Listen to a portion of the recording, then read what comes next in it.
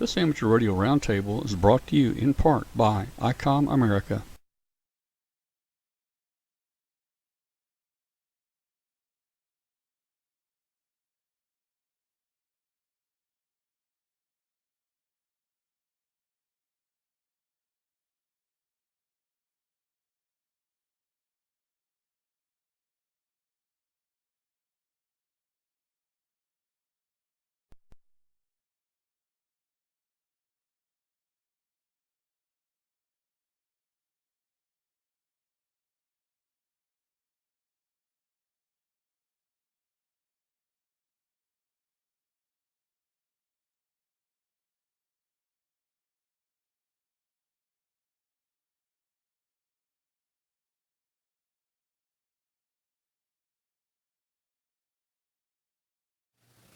Hello, everybody. Welcome. My name is Tom Medlin. This is W5KUB, and here we are on Amateur Radio Roundtable. You guys have probably knew that I've been on a diet recently. Well, Emmett sent me some rejuvenation pills, and I took some pills here just right before the show started, and boy, those things work really, really fast. So again, just want to welcome everybody to the show tonight. If you're listening on shortwave, WBCQ, we'd love to hear from you.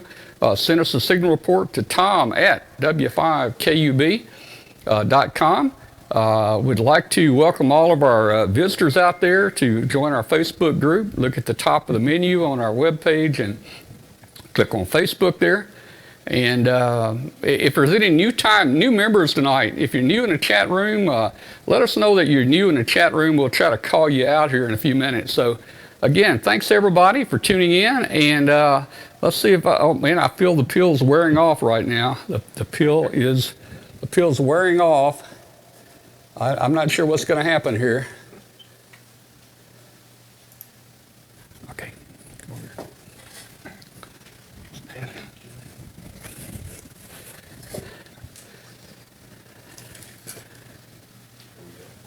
All right, boy, I'll tell you. You okay? Man, yeah, that thing didn't last very long, though, did it, man? Oh. Do you have a headache or anything? Oh, yeah, I've got a slight headache here. Hang it over here. Well, that was probably real cheesy. I'm not sure how that worked.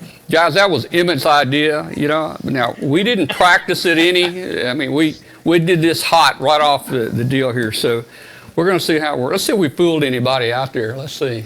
Yeah, they said he's doing good. Yeah. That was Kyle Wayne. Kyle Wayne is N5KWG, and in the studio with me tonight, I've got Jerry Goodson, W5BFF. It's W5, right? Yes, sir. W5BFF, and he's been up to St. Louis, and he's on his way back down to Texas, and took a little, I don't know, 35-minute detour off his route. He wanted to come see the show and be on the show, so we're glad to have him in here tonight. Oh boy, hey, we got some, I think we got some good things going tonight. We've got Martin with us, we've got Riley with us, Emmett's here, and we got a special guest tonight. We're going to introduce in just a minute, but first let's just check in first with Martin and Emmett and Riley and see what's going on. And so, Martin, what do you got going, Martin? Anything going on? You told me you've been real busy lately. No, I've just been busy, but nothing's going on. Nothing going on? Okay. Well, are you going to make it to the Ham Fest? Because you said you're awful busy. You may not make it down to the Ham Fest. No, I'm not going to go this year. Okay. Well, I'll make sure that Richard and them work all day, and I'll report back to you. Okay. Okay. Sounds all good. right. Very good. Riley, you got anything? Riley, you got anything special tonight? You know, I always like hearing about the big knob. Boy, there's so much going on out there. You got anything you want to talk about tonight? Nothing special. I'll take some questions if you have them. I've been trying to do some antenna work, but we've been in monsoon season, as you noticed from the Weather Channel, for months, it seems like, although not as bad as down in Maryland or up in other parts of Pennsylvania. But other than that, just trying to keep up with the place and all the rain and everything growing so fast. All right, well, cool. Let's jump up there to St. Louis, to Emmett, and let's see what Emmett's got going. Now, Jerry here in the studio was with Emmett the last couple of days, I think, and we'll talk more about that after in the next segment. But Emmett, I thought you were going to be coming to us from Econ One.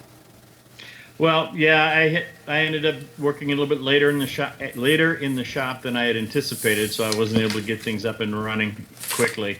So I'm working downstairs in the lab.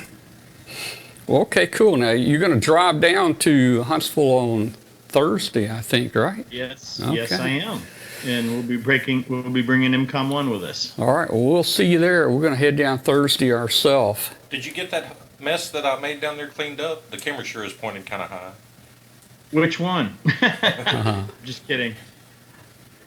All right. I tell you what, let's do. Let's jump over to our guest tonight and talk a little bit with him. Let me see if I can bring him in here. There he is. Hey guys, I want you to meet Christian Kudnick. Christian's call is K0STH, and let me tell you a little about him. Christian is a broadcaster, he's a producer, and he began his broadcasting career in Baltimore, Maryland, back in the 1990s. Boy, that was last century. You know that? That was a long time ago. Hey, he worked for Heritage Rock Station WIYY, and later he moved to Philadelphia. He obtained a #1 ranked radio program in Philadelphia and was nominated for 2 AIR Awards, including Best Field Reporting and Best Evening Program Host. Now, I don't know why he left. He was doing so good there, but in 2003, he moved to St. Louis, where he became a host for St. Louis Public Radio. He's a producer, he's a director, and he's received both Emmy and Telly Awards for his work. He served as the executive producer and host of National Blues Museum Radio, and I will talk a little about that in a little while. That show first started in St. Louis back in 2014, and it became syndicated to stations around the world. And boy, if that's not enough, he's a ham radio operator and producer and host of a very popular podcast called 100 Watts in a Wire. So let's welcome Christian Kudnick, K0STH. How you doing, Chris? Thanks. How Man. are you? Thanks for having me, Tom. I appreciate that. I got to cut that bio down just a little bit. Well, took up way too much time. Took up all your time.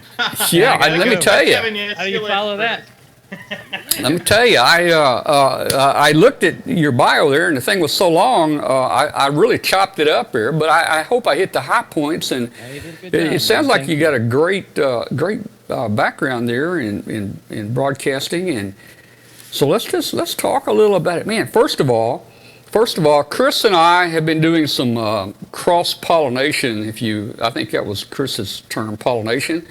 And I've been trying to kind of get the word out about 100 Watts in a Wire on our Facebook group and site, and he's been getting word out about Amateur Radio Roundtable on 100 Watts in a Wire. And we both have quite high numbers out there for our ham radio group. Christian, I think, has got around 9,000 people in his group. We've got about 7,000 in our group. So, hey, I'd love to see about 2,000 or 3,000 people tonight come over and join our group, and I'd like to see about 3,000 or 4,000 of ours go over and join Christian's group tonight. So let's see if we can make that happen.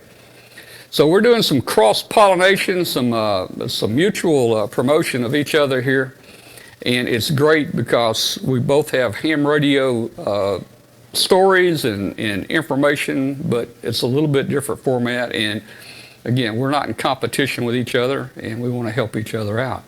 Hey, Chris, man, I don't know where to start. And hey, the other co-hosts are going to jump in, and they're going to be yelling at you here. Riley, Martin, They're going to pummel you. Emmett, if you guys have questions, or if you know anything on Christian, let me know. Don't go to Emmett. Yeah. So I guess, well, first of all, hey, nice, pretty impressive background, Christian. Are you still focused in that area of broadcasting? Broadcasting's changed a lot, and so I'm kind of on the periphery of broadcasting. As a producer, I can kind of dip in a little bit where I can.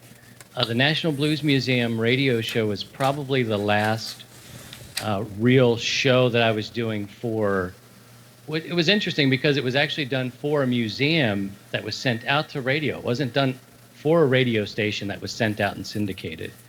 But the landscape, as Emmett could probably tell you as a broadcast engineer in that background, it's changed so much that, I never wanted to be the person who went from town to town. So working for heritage stations, it was important for me to have, 26 years now, more than half my life, in markets where I could stay and make my home.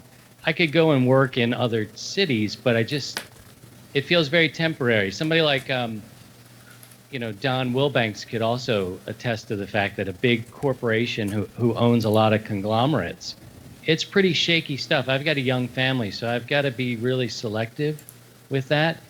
But the amateur radio side of this, I've always spent most of my time on this side of the microphone. And around 2012, I got really interested in learning about the other side. And so 100 Watts in a Wire was never intended to be a show to teach you the technical aspects. It's more of the intersection of life with amateur radio. So I make mistakes. I call guys like Emmett, or I'll call Rich at MFJ and say, what do you think? And what a great service MFJ does for newer hams, too, making so much equipment that's affordable. That's a whole different road to take. But, yeah, the broadcasting stuff is my passion, and I think it's in the blood.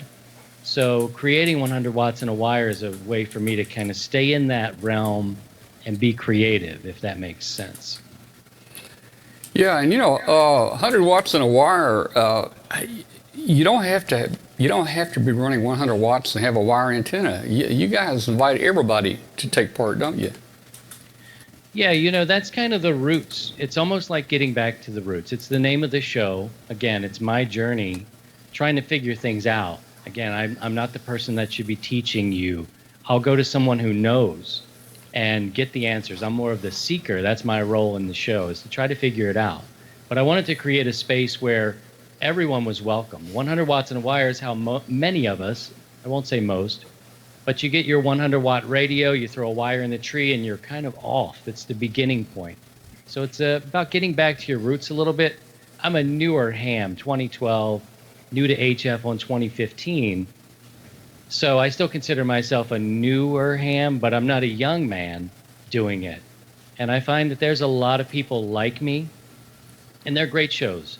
You provide a great service for what you do. That you mentioned the other podcast and possible competition. They may see me or you as competition. I don't.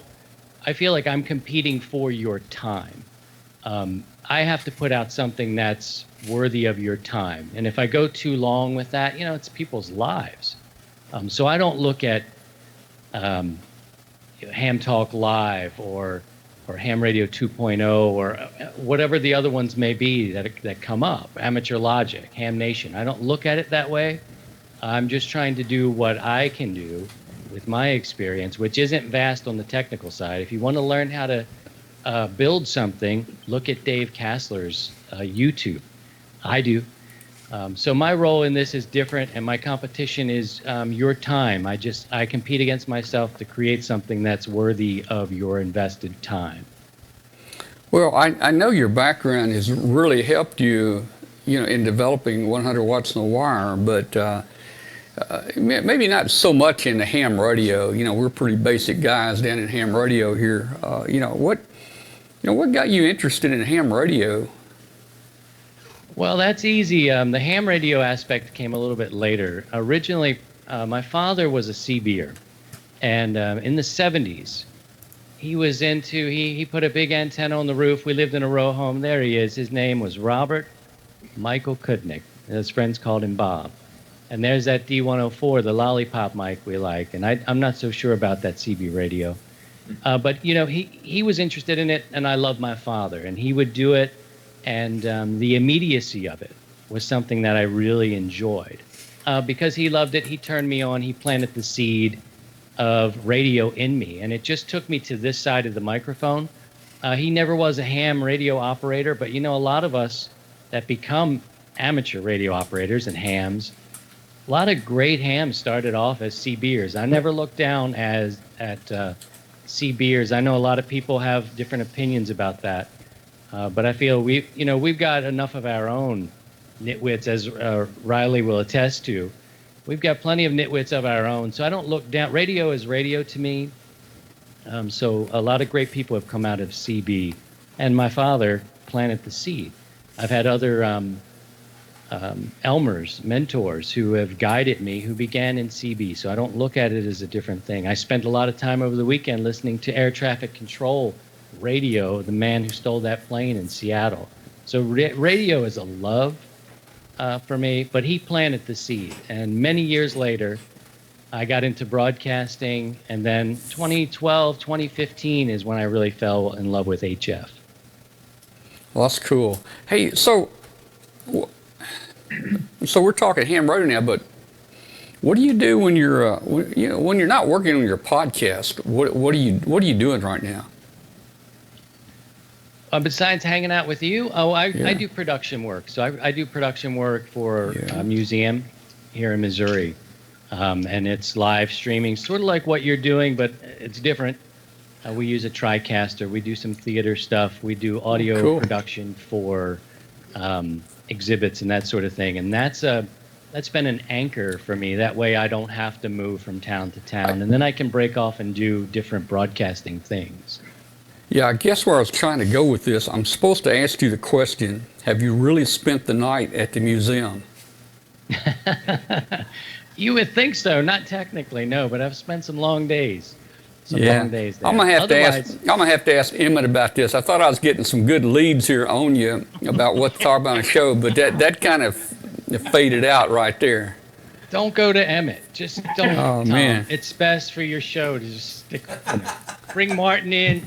Emmett late, So, hey, okay, we're jumping all over the place. 100 watts in a wire again. I mean, man, you got a good following out there. You issue them 100 watts in a wire number. Now, I've checked the internet a few times. I don't have a number yet. I guess I should sign up, right, and get me a number.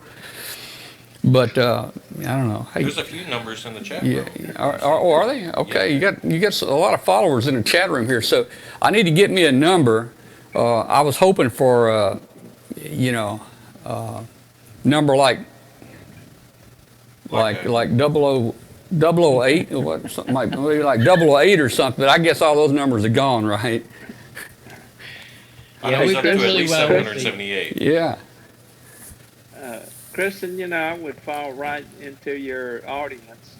I did something this weekend that I've always wanted to do, which was to work someone using a 9-volt battery.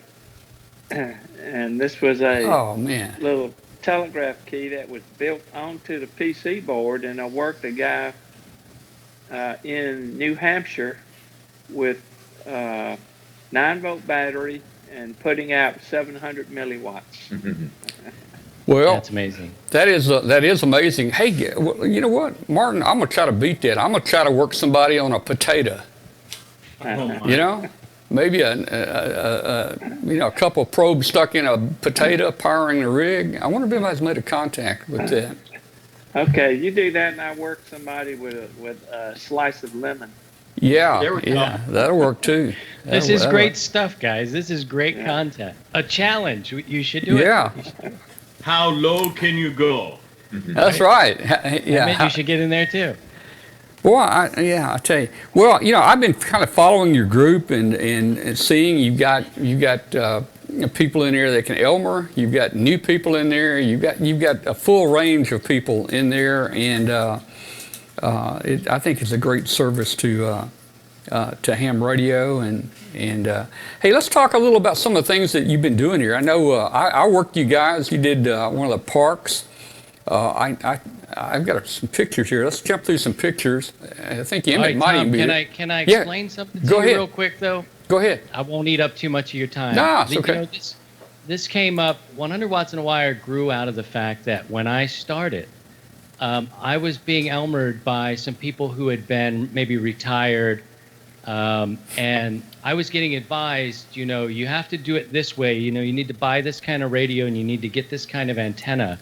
and maybe you should put up. And the next thing I started to discover was, maybe this hobby isn't for me. I've got a young family, and I didn't have the land, I didn't have the money, and I didn't have the time. And I was being sort of put in a direction where a compromise is bad. You don't want to compromise your antenna. You don't want to do this. And so I kind of had to change my whole thinking. You can't use a tuner. Like I was getting some advice early on that made me want to go away. And I thought, this isn't good. And so I started going, online and looking at the other Facebook groups and social media outlets like that. And when you start to ask a question, they'd pounce. They would say, this was on your test. And I really believe the practical side of this hobby and public service is that you learn it after your testing. You start to build cables. You start to understand standing wave ratio. You understand antennas a little bit and how to tune them after you qualify for your test and get your license, right? So there was a big part of me that wanted to create an atmosphere where it was okay not to know everything. And that created some of the Elmers, some people who had patience and didn't mind going back and helping somebody new with a question that may be really redundant, that, how do you do that? Here's some options. We weren't going to tell you exactly what to do. We all know antennas work differently for different people. So really, the genesis of the show was to kind of follow my progress in learning and try to teach people that way, but then to create a community where it's all right to ask that question. And we really don't take a lot of time with nitwits who are going to come in and they're throwing flames on the young guys or what they consider a dumb question. So that's kind of the atmosphere. There's really a zero tolerance policy for this ganging up. And there's so many other ham radio, not just podcasts, but social media outlets. If you want to go and beat people up, there's plenty of place for it, but you won't do that in my house. Mm-hmm. So that's kind of where we are. So Elmers come to us who have patience and will teach new people.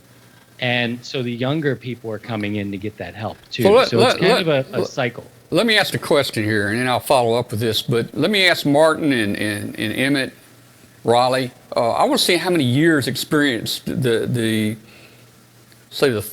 four of us have now. Martin, I know you got close to 60. And I got about 54. I want to see if we get close to 200 years with the four of us. Riley, when did you get your license, or how many years? I got mine in 1960. All right, so you're 50. Same here, Riley. Same year. So what? About 5 years old.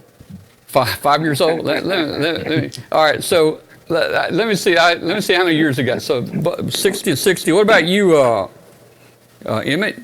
When did you get your license, Emmett? I got mine in 68. Okay, so you're still 40 years, right? Mm-hmm. So 120 and we got like 210 years of ham radio experience. Now let me tell you something, Kristen's talking about these hams kind of steering them back. You got to do it this way, got to do it that way. I think Martin and Riley and Emmett will confirm this. Back in the 60s when I got my license, 16 years old, there wasn't even another ham in my town. And guess what? There was no internet.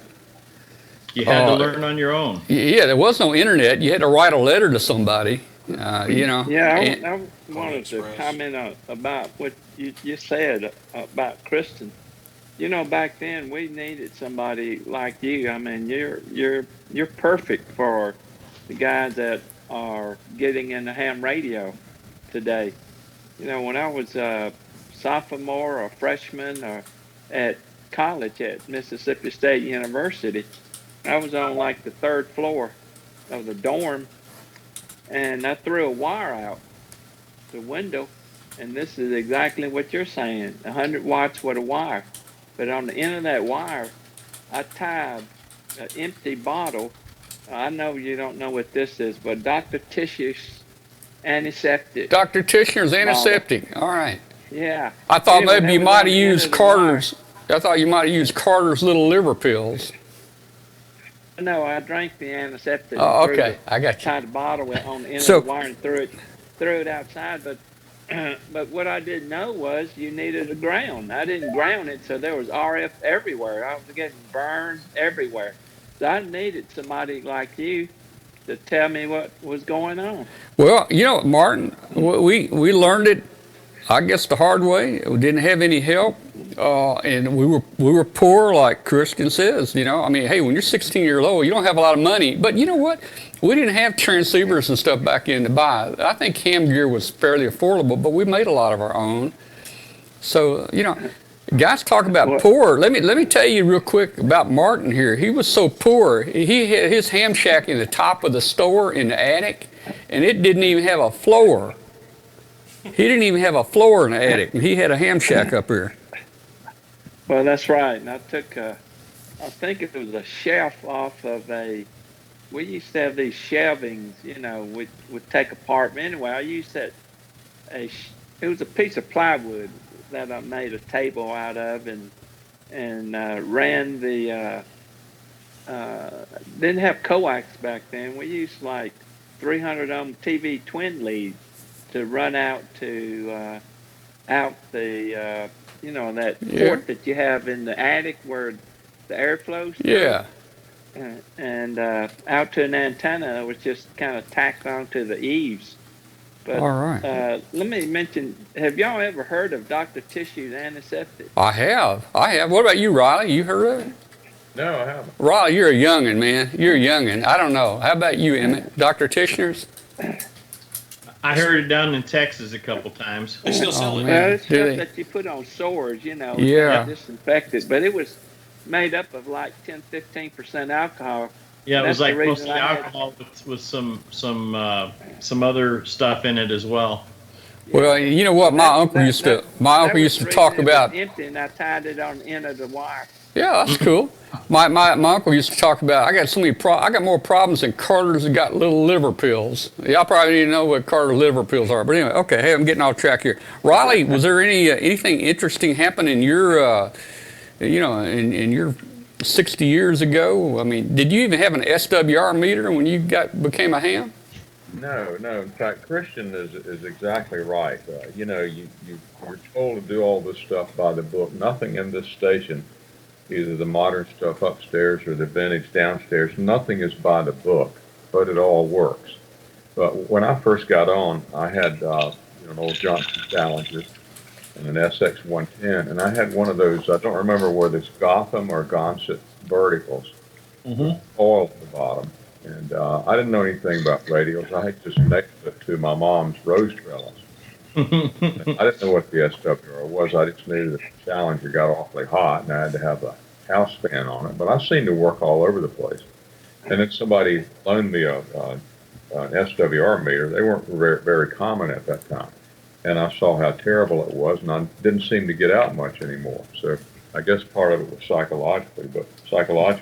But it's exactly right what Christian is saying. It's not so important what you do to get into amateur radio as it is what you do after you get into it. And that's where you learn. And I hear these guys pontificating on 80 meters, 75 meters, and you hear some groups that haven't had a new idea in 20 years, and they're still complaining about the elimination of the code, but I can guarantee you they haven't made a CW contact in 20 years. And they're very judgmental. And the thing to do is just get on the air and enjoy it. And one thing that bothers me about this technician exam, the question pool is 461 questions, which is absolutely intimidating to me because kids don't learn out of manuals these days. And the explanation I was given for that was that they wanted to have a lot of questions in there and a lot in the question pool to expose new licensees to many different aspects of amateur radio. But I think that's backwards. I think the basic thing to do is get them in and then mentor them and have programs like this 100 watts in the wire and show them all these things, and they can go do the exploring and the learning. I'd rather have somebody learning and making mistakes. That's how you learn. And you're never going to get an enforcement making an honest mistake. The enforcement problems that we always had were deliberate, and the most serious ones all over the country were always by extra class and advanced licensees, people that you wouldn't expect to get into those types of problems. I never had any trouble with technicians, and when I did, it was because of some mental element of it. It wouldn't matter what class of license they had. So we just need more and more young people who get in there and experiment. And we need the young people that we call on to fix our computers. They're very smart. We need that whole group. I'd like to see them come into amateur radio by the droves, and that's where the next inventors and the real excitement's going to come from, I think. Well, we haven't heard much from Emmett. He's been really quiet. But I want to tell you, I got some pictures and I got some negatives here of Emmett. Look at this. Look at this. I didn't recognize who that was when I first saw it. There's a little background story with that one too. Yeah, and, tell us about it. Just to put a point on what Riley was saying. Emmett can tell you when he's a friend of mine. Of course, he may not claim me, but I'm claiming him, and as a mentor. There was some programming with me early on when I met him, and to his credit, he always would say, like, "What have you heard? You know, what are you?" But I was like anti-tuner, I was anti-compromise, I had to get my head out of that space because I was learning we all need to compromise at some point. I'm sure he could back that up. The photo there was looks like the springtime activation during the National Parks on the Air. We activated the Gateway Arch. I think they call it the Jefferson Expansion Memorial. Yep. Yeah. And that was springtime. It was lovely. We were the first ones to activate it. It took a while because you can see construction behind us. They've recently opened up the museum. It was such a blast. We went on a simple configuration there on that particular day because it was a first, and it took some doing logistically to get permission. Yeah, I think I worked you guys. I think I worked you when you were out there. Actually, That's you winter. did, Tom. Yeah, Yeah, Emmett, you didn't you stream? Did you stream that event? I streamed a little bit on of it, but Facebook? not much, because it was, I was too busy trying to make sure everything was working right. And it was really cold. I looked at you guys and I yeah. said, man, those guys are freezing up there, man. Oh, man. It was definitely cold. The December we went back with this setup. Yeah, maybe it was December I talked to you because it was That cold. was December. It was really cold, and, Yeah. and we went crazy. Look at that. That's ridiculous for a national park with on-the-air activation. But we were the first, and we were the last to do it.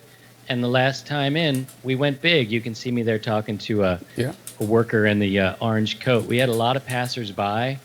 It was brittle, but we made a lot of contacts. We went crazy with antennas, and it was a blast. I can just about read this guy's mind in the orange coat that walked up to you. What in the heck is all the stuff in the air here? Yeah. And he came up to the wrong guy to explain it. I'm sure I sent him to Emmett. So, hey, Emmett, did y'all have any issue getting all that stuff approved? That's quite a bit to throw up in a park right there. Those I have to give Christian the credit for this one. He's the one who schmoozed over the manager or the actually what was her title? Yeah. That's Christian. She was some director of that park. That whole park area, and basically we had to let them know who we were, what we were doing, and pretty much adhere to the rules. Yeah. And the reason why we're doing the antenna configuration we've got there is we've got our radio wave scout up there on the right hand side. Uh-huh. That gave us 20 through 10. And it was omnidirectional. So what we did is we first started calling CQ on the Scout, and as it started sounding like we were getting more contacts from one area, we would swing the hex beam around into that direction, and then we would switch over to the hex beam. Yeah. And they kind of make a dynamic duo when you start working them, especially in the field. And they're both really fun antennas to work with.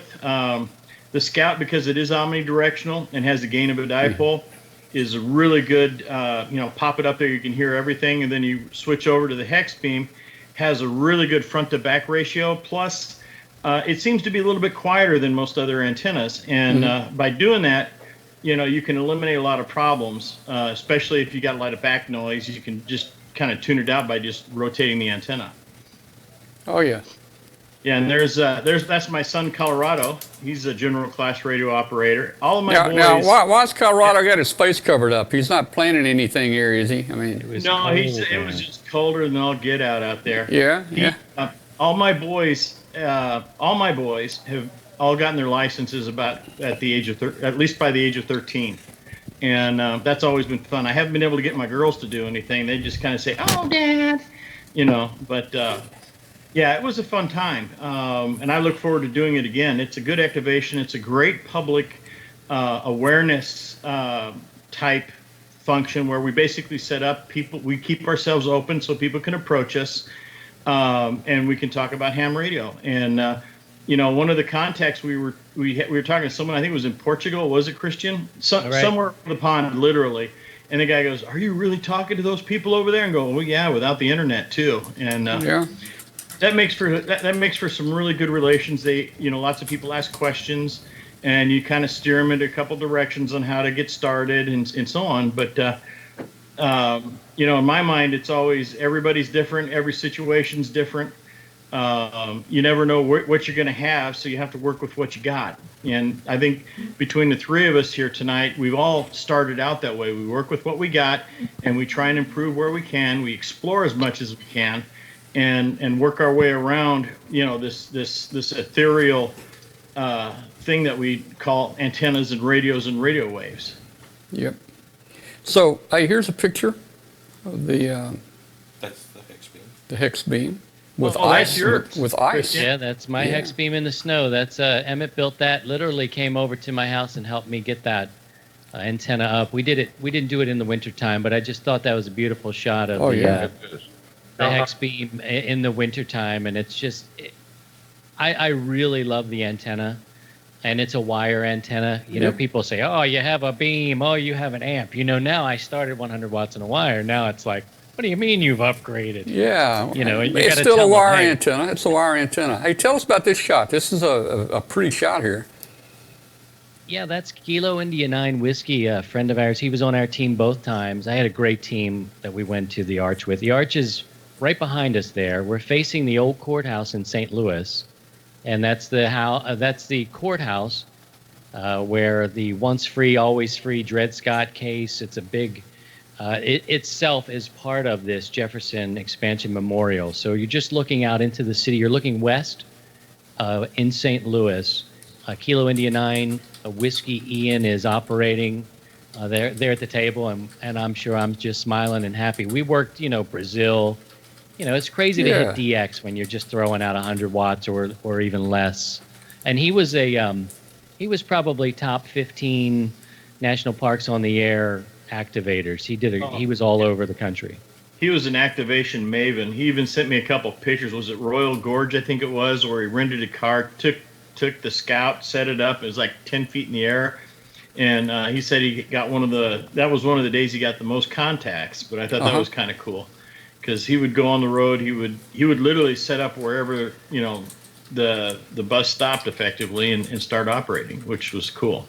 And he wasn't operating the same parks, by the way. And Tom, the picture of us with Colorado with the face mask, Ian's the one all the way on the left of that picture.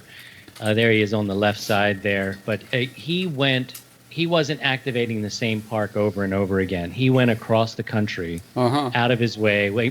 We met up a couple years ago in Dayton when the last year at Hara Arena, and we went off to the Buffalo Soldier. We went east one way and activated. He was going around to parks all across the country and wasn't, because you could go and activate the same thing over and over again. And in the first time in the springtime, that team, we did 3 in one day. We went to Grant's, what was it, Ulysses S. Grant? Yep. Emmett. We did the Arch, and then we did the Lewis and Clark Trail. Yep. So we did 3 in one day, and Ian was just grinding them up. On his way back to Chicago, he did 3 down. But anyway, just a great team of people. And I go there and I packed up my stuff. I've got a portable kit. I love portable stuff. And I'm putting together the dream team, right?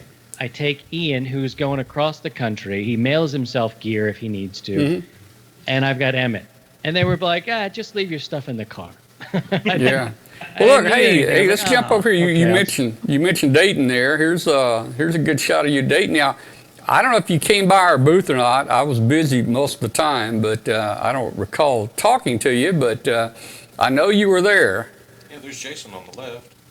There's Jason. Now, KC5ABB. this goes back to Uh-huh. your original point about amateur radio, media, and competition. Some people may feel that.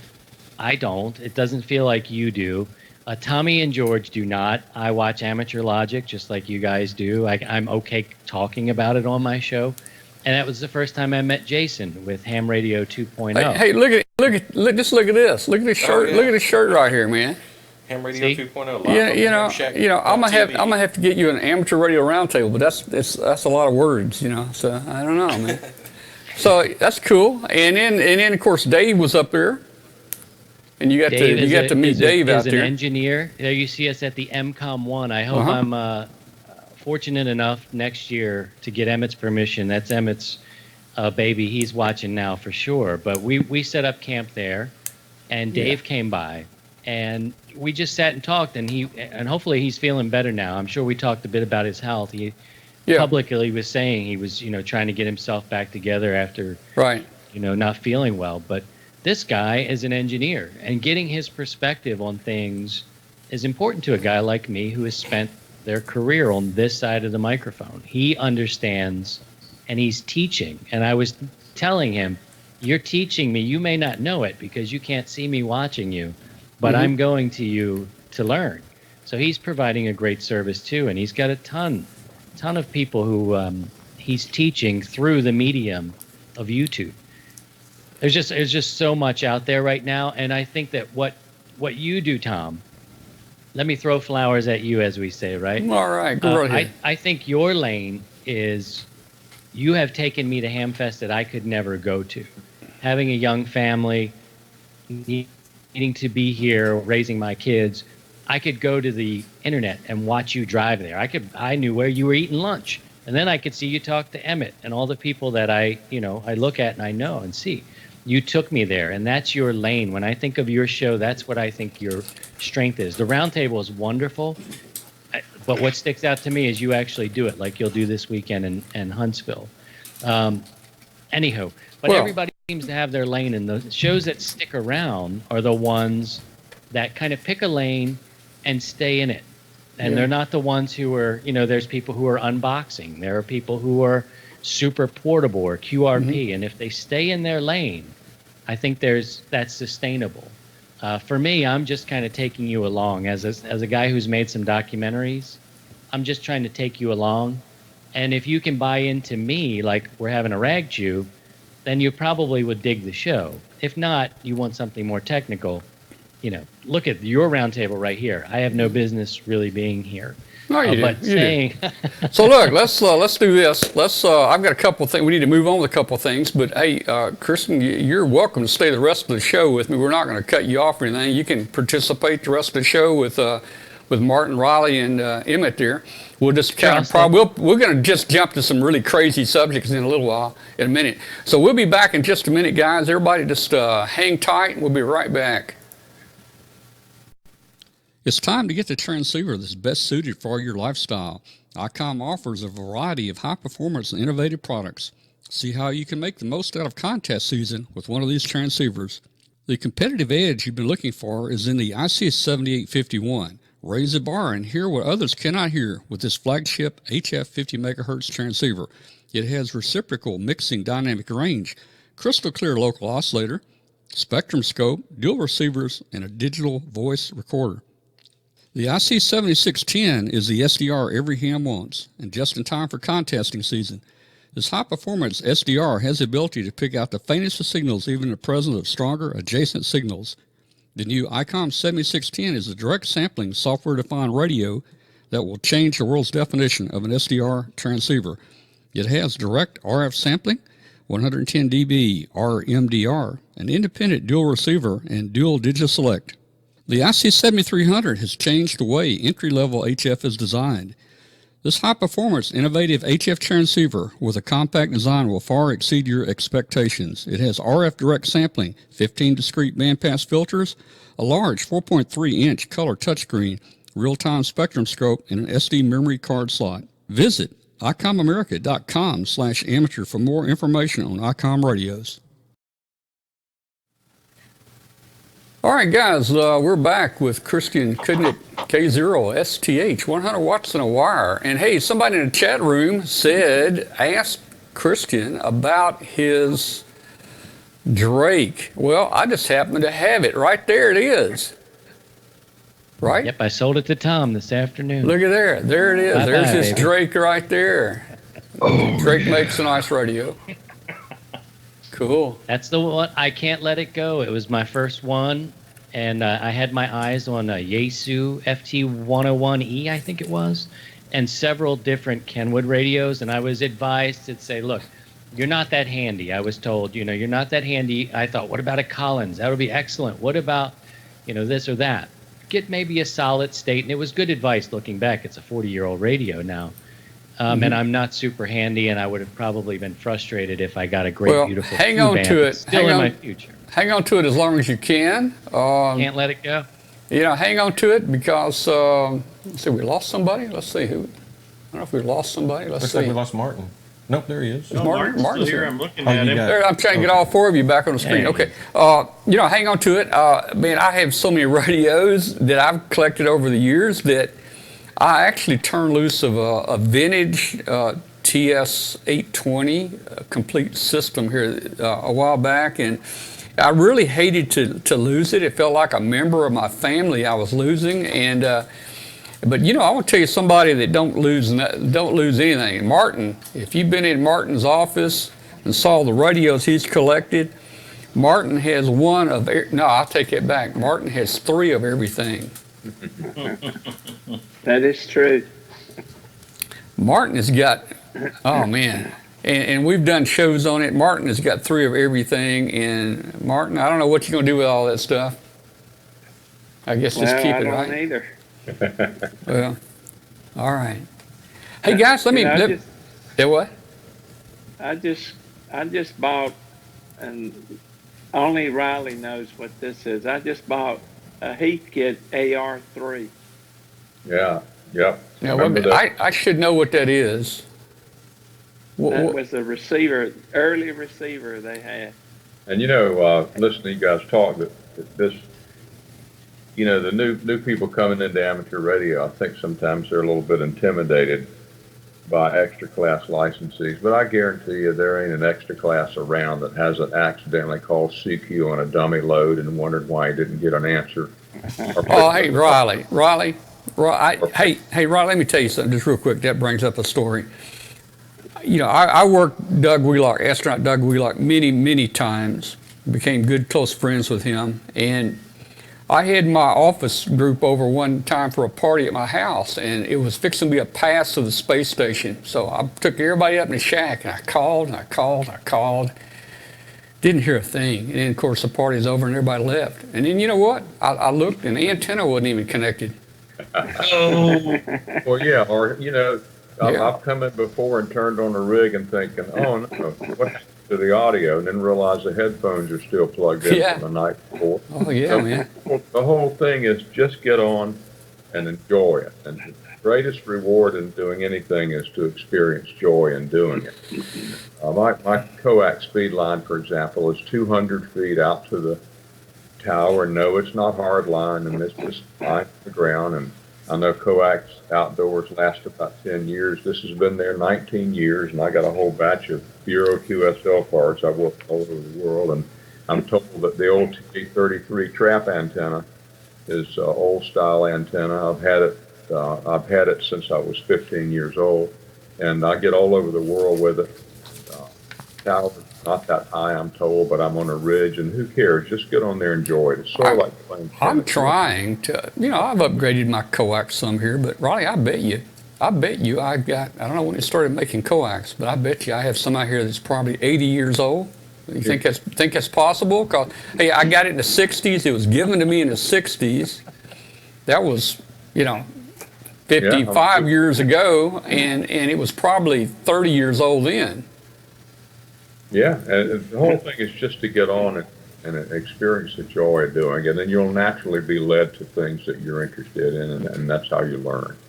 And Well, it's like 100 watts in the wire, and the things that Martin makes, that just makes it possible for more and more people to get in and enjoy it. Yeah, well, you're here's absolutely right, Riley. You know, and Kristen, you know, the more you know, the more you want to know. And the more you know, you don't know. That's right. Yeah, that's it. Right. Because it's like, oh yeah, I just figured this out, and then of course there's 27 more questions behind that, and there's probably another 100 after that one. And I can tell you, I guarantee you, Martin has forgotten more than I will ever know. Well, I was reading something the other day about the guy that invented the sticky notes, Yeah. and he said if I had followed the science and what we knew about it at the time, I never would have invented it. But I was just playing around and trying a few things, and I discovered it. And that's the way amateur radio is. Oh, yeah. Yeah. Hey, a question for Christian. This is from WA2JOE. He says, you've done a fantastic job creating a community. To what do you attribute this success? Well, that's a tough one. I think it's just creating a space where it's all right to ask questions. And early on, you know, I put some moderators in. When we started to grow a little bit, I never expected it to be this big. I thought if I had 500 people listening to the show itself, I'd keep going. Next thing you know, I mean, we were growing a community online in the digital space, and it's sort of, the show is the engine, and the social media aspect is sort of, you know, the coal car or something like that behind it. It's in support. Our net is in support of. But I think the nature where you're welcoming everybody, I don't care who you love, who you vote for, who you hang your art on your wall. You know, those things, you know, we all kind of have the same threads in our lives. We get old, we bleed, we bury our parents. Those are the threads that I'm looking to kind of find. And really, I won't take abuse.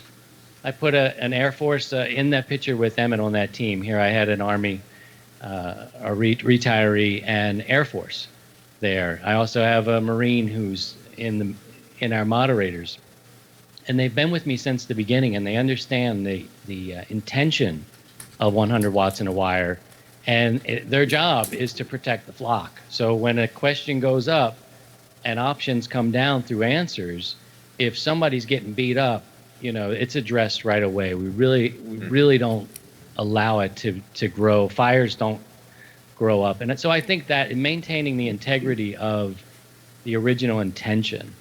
And then, you know, I think that's what it is. But I never expected it to grow the way it's grown. And I think the things that feed it are the net. You got the show every week where you hear my struggles, whatever I'm going to do. I've got a project, hopefully, with Emmett in September. And you'll hear about me trying to fix and maintain that Hexby.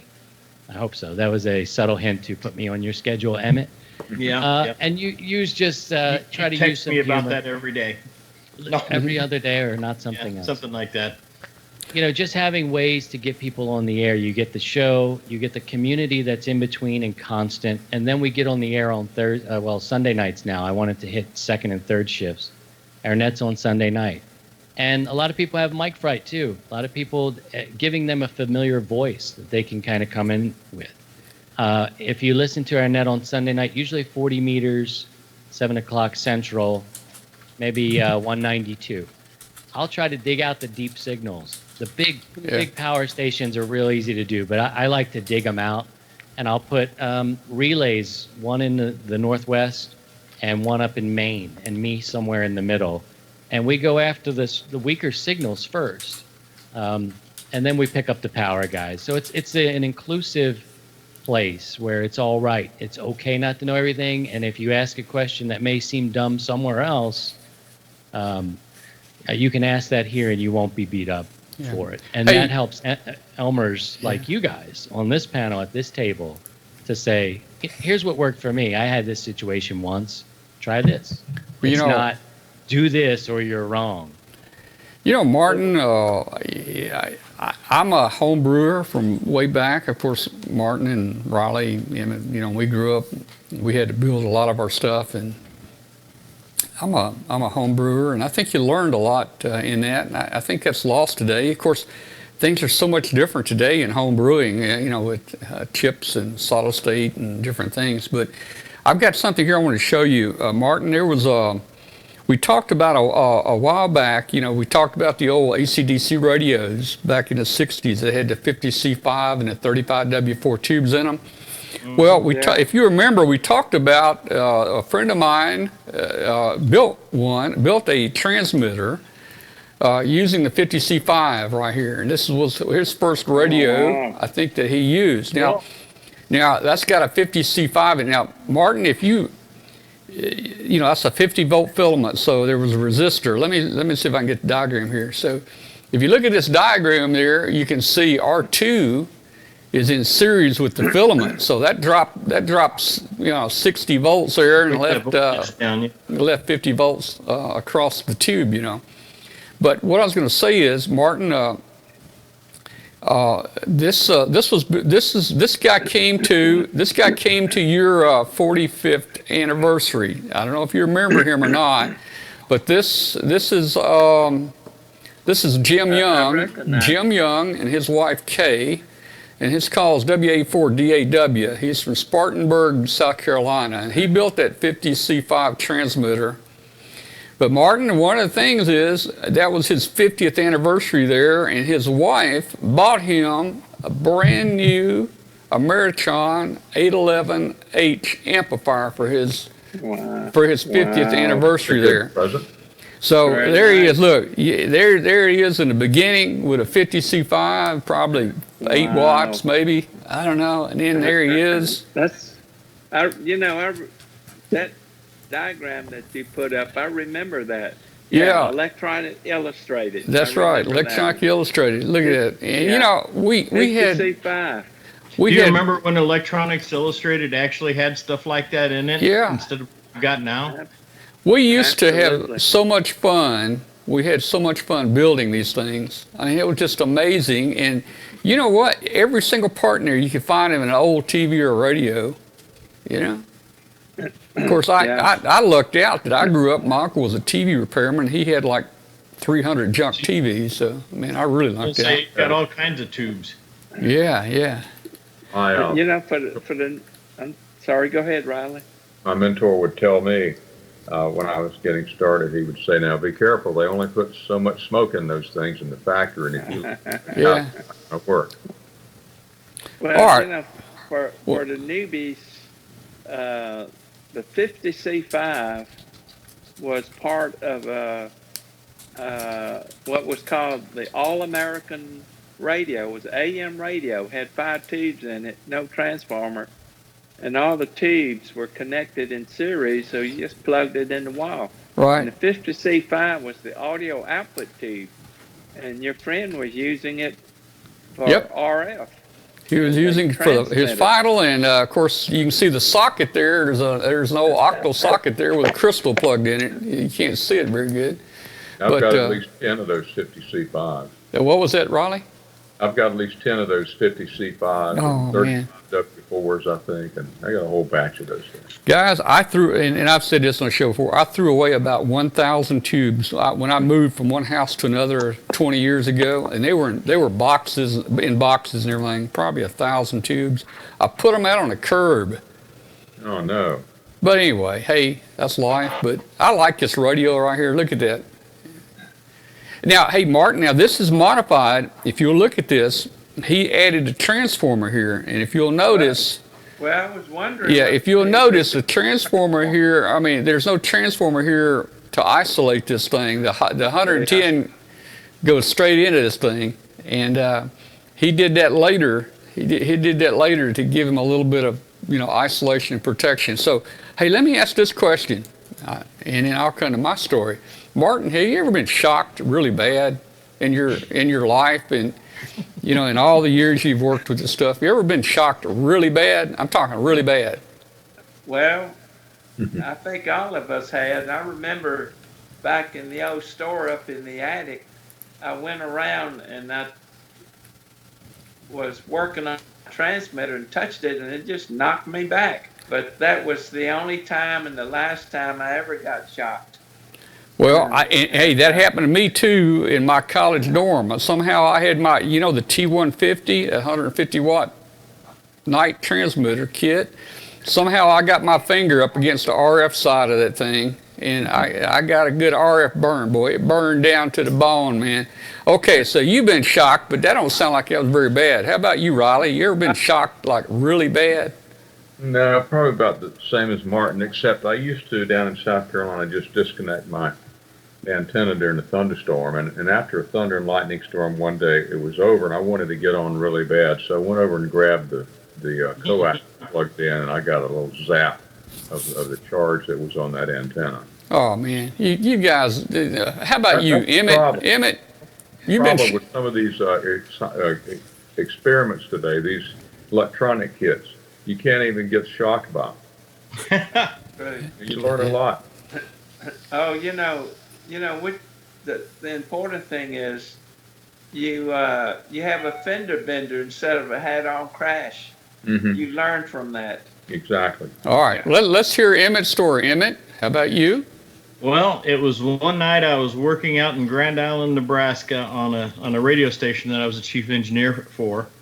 And the main transmitter went down, and the people who owned the station kind of did things on the cheap. So we had to manually change the transmission line over from the transmitter to the auxiliary transmitter.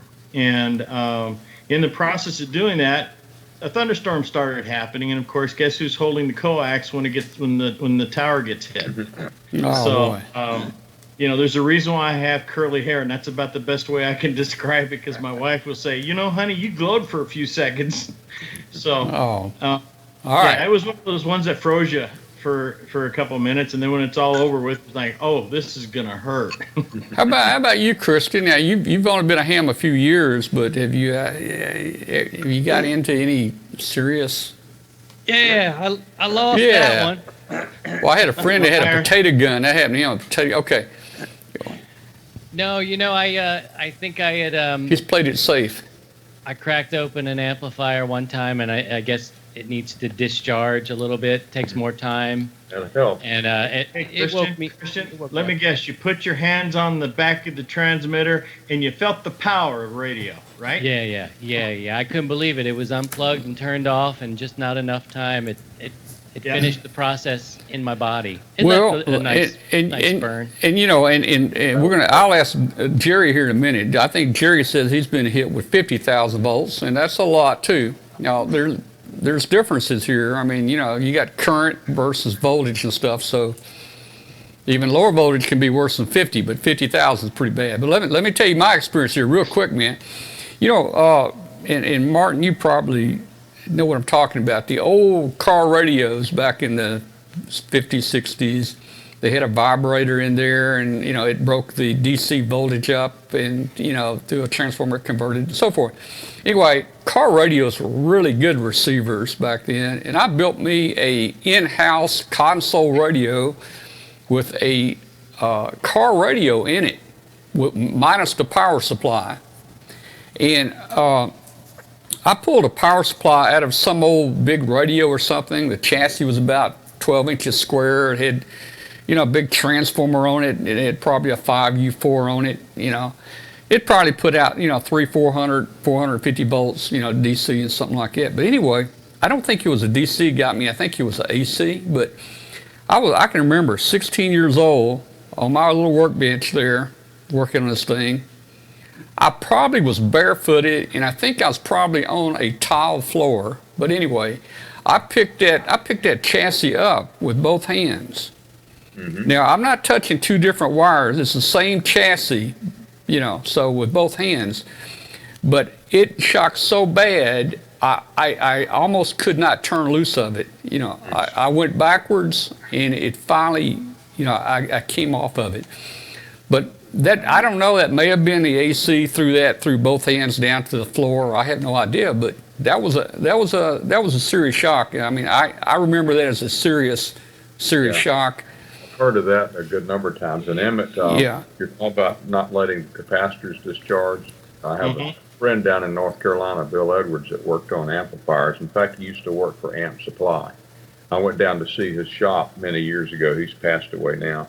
And I noticed over his workbench there was a Phillips screwdriver stuck in the ceiling tile, just hanging there. And I said, why do you have a screwdriver in your ceiling? He said, that's to remind me of the time I didn't wait long enough for the caps to discharge. Yeah, yeah. Well, while we got Jerry, we haven't talked much. Like that.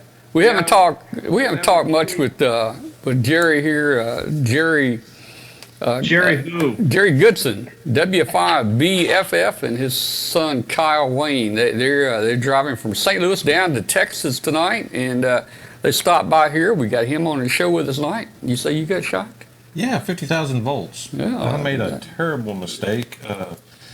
I was getting certified on the taser, and I volunteered to take the ride, and it was one of them smart tasers. So even if one of them electrodes doesn't stick in you real good, it measures the signal, just how much between the two electrodes you're getting, and it'll crank up the voltage to make sure that you're getting 50,000 volts. Yeah. Well, that's probably a There's a pretty. video on YouTube That's a pretty good shock. I mean, I guess a taser shock. They got the thing set where they want you to feel it. You know. That'd certainly qualify. Yeah, I mean, a person can touch 100,000 volts, and if it's got like almost no current, it's not. Right. You're not even going to really feel it. But a taser, Some dirty words. It sure did. oh, they make a taser where you'll lay down on the floor, man. Oh boy. Make you fall on the Tom, floor. I'm going to go ahead, if you don't mind, and sign out here. Okay. Hey, Riley, before you sign out, let me talk about capacitor again. Okay. There was this radio TV guy back in Hollandale, Mississippi, where I grew up. He was a TV repairman. He used to charge up capacitors. And let them lay He around. would just throw it at somebody, and they would Oh, catch yeah. it. You have to catch it. Oh yeah. I've heard of somebody that would charge up the capacitors and leave them on the workbenches for somebody to go pick up to put back in the tray. Oh man. This guy would epoxy a quarter on the floor and tell somebody to go pick it up. I've done the same thing, Martin. Outside my office on the sidewalk, I super glued like a quarter down on the sidewalk and hit a microphone in the bushes, and I'd set a camera up upstairs, aim down at them, and you ought to hear and watch people try to pick that thing up, man. We need to do that. We used to go to Hamfest, and we'd put a dollar bill on the table, and we would mark it down to 90 cents. And Ham would come up, and they want to make a deal and for us to sell it to them for 80 cents. Oh no, man! Hey, I threw some out on the street one day, and I put $10 on it, hoping that they'd take it, man. Anyway, hey, Riley, thanks a lot, man, for joining us tonight. We enjoyed it, Riley. I know it's late on the East Coast out there. Good to see you guys, and Yeah, thanks good for to see you too, Riley. Have a good one, Riley. All right, Good night. we'll see you. Bye. Good night. All right. Well, guys, we've done pretty good. I really probably ought to close this thing down and visit with my visitors here a little bit. They're going to be heading on into Texas here in just a minute. So, hey, great show tonight. Enjoyed it. Who else going to Huntsville? Kristen? Yeah, let's see. I know I know Emmett's going. Emmett's going to Huntsville. Yep. Martin says he's going to skip this year. Christian, you're not making it, are you? Can't make it this time. My I youngest. keep try- What's that? You offered to ride me there? What? Oh yeah, I'll let you ride in the big red truck. You can, Okay. You can Maybe next year. This week, my youngest has her birthday on the 22nd, so it's kind of midweek. So the weekend will be for her. But maybe next year Okay. I'll well, ride cool. with Emmett. You All heard right. him. Well, guys, we've enjoyed it tonight. We had a good time, I think, and we're going to cut the show off just a little bit early tonight. And I'm not going to do hangout tonight. I'm not actually. I don't have to. I'm not packing tonight to leave in the morning. We've had some things happening here. Kathy has had a cousin died in North Carolina, so Kathy drove to North Carolina today. I think the funeral is going to be tomorrow, and then she's going to meet me over in Huntsville, and I'll drive to Huntsville, she'll drive to Huntsville, and, we'll just meet up over there toward the end of the week. But hey, guys, I'm going to be mobile Thursday morning, probably from 9 o'clock to 1 o'clock. Look for me around 7180. I'm going to take the remote base with me and try to make some contacts.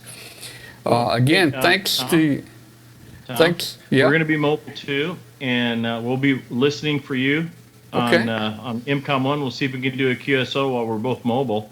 And then we've now got the APERS unit up and running, so you can track us on APERS. Just look for MCOM, that's EMCOMM-1. No. And Just MCOM-1. yeah, that's what I said, MCOM-1. Okay. Yeah. And what? On APERS? Yeah, okay, go ahead. Thank you. Yeah, so you can basically track us on our way down. And yeah, Tom, I'd like to see if we could do a QSO as we're going down. Yeah, I would. Since I'm driving alone, it's going to be a little bit more difficult. But I'm still gonna set up, and I'm going to try to stick around that frequency, and we'll do it. Martin, Yeah. thanks for being with us, man. Wish we'd see you. I appreciate it. Let me mention something to Kristen. Hey, Kristen, Yes, sir. if you ever need any of our stuff, let me know or let Richard know. You got it. Hey, I appreciate you, and hopefully we can grab a drink. Whatever you've got in there looks really tasty, Martin. Thanks for what you do, man. I'm about half out right now. Yeah, Yeah. it's time to go, right? All right, guys. Thank you. We're going to say good night Tom. to you, and we will we'll catch you guys a little later in the week. And I'm signing off. We're going to see you. Okay. Or Thanks, aboard. Tom. See you, man. Travel safe, guys. Bye. So you're saying I can ask this cat any question? The cat is connected to the computer. You just type in the question, it will read his mind. There the answer comes.